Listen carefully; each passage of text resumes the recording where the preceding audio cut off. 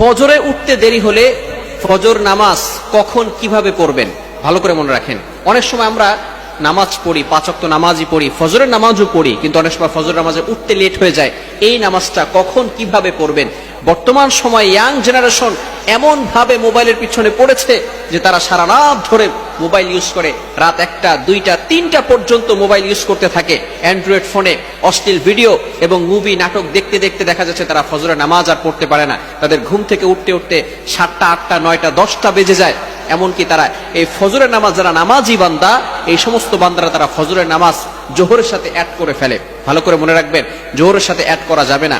যারা 5 ওয়াক্ত নামাজ পড়ে, ফজরের নামাজ পড়ে, হঠাৎ করে যদি একদিন দেখা গেল যে সে উঠতে পারে নাই, সে ঘুমিয়েছিল, এই ক্ষেত্রে সে কি করবে? হাদিসের ভিতরে আসছে, বুখারী শরীফের 597 নম্বর হাদিসে রয়েছে, আল্লাহ রাসূল সাল্লাল্লাহু আলাইহি সাল্লাম বলে দিয়েছেন, মান নামা আন সালাতিন, যে ব্যক্তি সালাতের ব্যাপারে এবং ভুলে যায়, আও নাসিয়াহা, যদি ভুলে যায় যে সে ফজরের নামাজ পড়ছে কি পড়ে নাই, আসরের নামাজ পড়ছে কি পড়ে নাই, জোহরের নামাজ পড়েছে কি পড়ে নাই, এটা যদি সে ভুলে যায়, অথবা যদি সে ঘুমিয়ে থাকে, এই ক্ষেত্রে যখনই তার স্মরণ হবে, ফালইউসাল্লিহা ইদা যাকারাহা, যখনই তার স্মরণ হবে তখনই সে নামাজ পড়ে নিবে।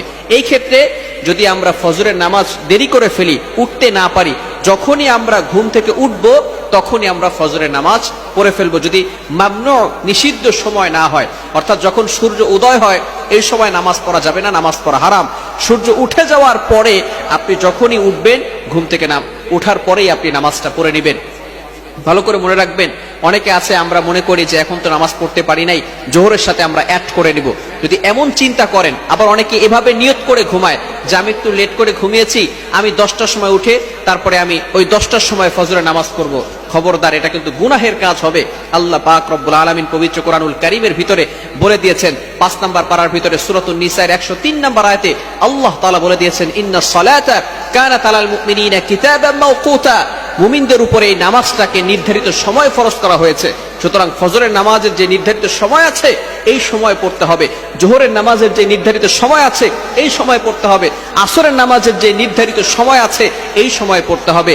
আপনি যদি ইচ্ছাকৃত ভাবে নিজেই নিয়ত করে রাখেন যে আমি ফজরের নামাজ 10টা 11টার সময় পড়বো, 7টা 8টার দিকে পড়বো, তাহলে কিন্তু অবশ্যই গুনাহগার হয়ে যাবেন। এজন্য আমরা যখনই ঘুম থেকে উঠে যাব, যদি নিষিদ্ধ সময় না হয় তাহলে আমরা ওই সময় নামাজ পড়বো। আর নামাজের জন্য আমরা সবসময় যত্নবান থাকবো। ধরুন আপনি ফজরের নামাজ পড়তে পারলেন না, যদি জোহরের আগেই আপনি ইন্তেকাল করেন, তাহলে কিন্তু এই ফজরের নামাজের ব্যাপারে আল্লাহ তাআলার কাছে জবাবদিহি করতে হবে। আল্লাহ তাআলা আপনাকে ছাড় দিবেন না, আমাকে ছাড় দিবেন না। এই জন্য নামাজের ব্যাপারে কখনো আমরা অবহেলা করব না।